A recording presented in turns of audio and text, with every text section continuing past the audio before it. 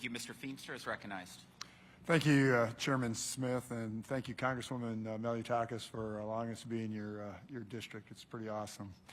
Iowa is one of the largest agricultural producers in the world, and my district is at the heart of that. We rank #1 in virtually all egg categories, including pork, eggs, grains, soy, livestock, and so forth.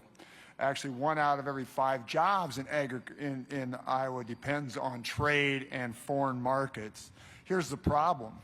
More than 2/3 of all ag exports are traded with 6 partners: China, Mexico, Canada, Japan, EU, and South Korea.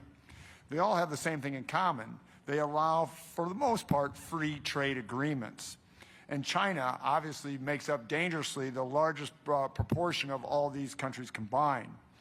It's clear that we need to establish more free trade agreements. Opening new export markets will help American businesses and farmers at the same time to reduce the intense dependency on China.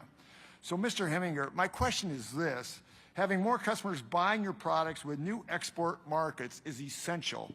How important is the diversification of export markets to your business? Well, it's very important, and like I said, we wish we could send back to Canada the things that we are producing, because they're a big competitor of mine with the greenhouse business and the vegetable business.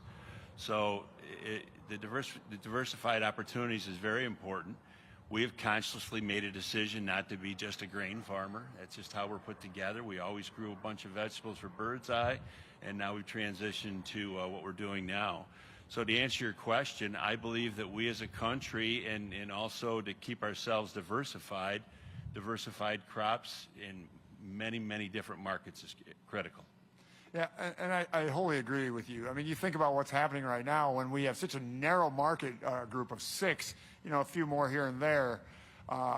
It's really worrisome, especially in our commodity markets right now, of how that changes price when you have one company saying, hey, I'm going to buy X and not buy. You talked about Canada. I even think about China, phase 1, phase 2 trade deals and stuff like that. Phase 1 went through, phase 2 very little. Can you just talk a little bit more about that, of when you see trade markets failing or that just never happens, for instance, like China, how does that affect your business? Well, it's real simple. It's real simple. Without markets, we don't survive. Yes. Okay, and that's what happened with bird's eye. I started to see my neighbors and competitors and actually some cousins leave the business, and thought, well, I'll be one of the survivors. Well, in the end, it didn't matter. They sold every plant, and they're buying stuff overseas. 100%. But back to your comments about China, I just read this week, 1 in 6 bushel of soybeans produced in the world is used by China. Yes. You talk about a centralized market. And soybeans have become critical to the future, to American eggs. Certainly, you know more about this than I could ever imagine. Well, no, and you hit it on the head. 71% of our soybeans go to China, right? That's a killer. So if they don't buy it, obviously we're going to get crushed. And I thank you for your comments on that. I mean, this is so critical to the American farmer. I just don't hear it from the administration how important agriculture is, and how important our exports are. And we have Kathleen Tai that's just sitting on her hands, not doing anything for the ag community. One other barrier to new export markets is the lack of cold chain storage in many of our developing markets. The lack of cold chain is one of the major barriers in expanding and diversifying markets in new countries. Each year we lose billions and billions of perishable food products due to poor cold chain system conditions.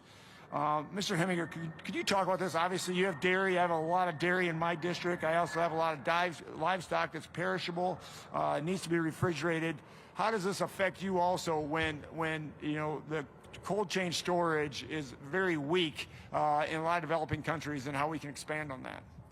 Well, it's just common sense. We have to have a cold chain to maintain all the way to the consumer at the other end, and without that, food spoils. So your point is well taken and very important. Yeah, thanks. Again, you know, we talk about expanding markets. We need free trade, but we also need developing countries to look at how we can handle cold storage. I mean, that, again, helps dairy, helps livestock, helps all our producers. Again, this is all tied in. Then finally, I think I got, if I can see the clock, I got a little bit of time left. Mr. Heminger, you said this in your testimony, GMOs are the most important scientific breakthrough in history for the future of feeding a hungry world of 8 billion people.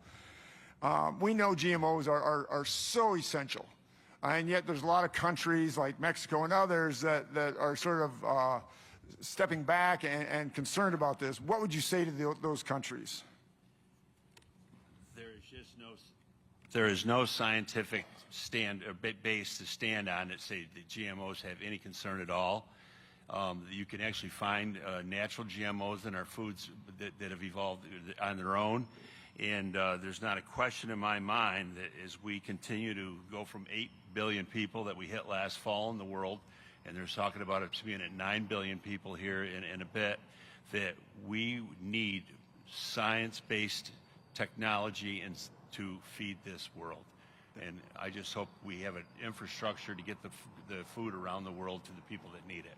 Yeah. Well, thank you. I want to thank each one of you for each of your testimonies. It is so critical that we expand our export market and do things, even in the Ag Committee, when we have the next Farm Bill coming up with MAP and other areas that we can grow to expand our export markets. And it's got to be the #1 thing for me in agriculture to get done here in the next Farm Bill and through Ways and Means.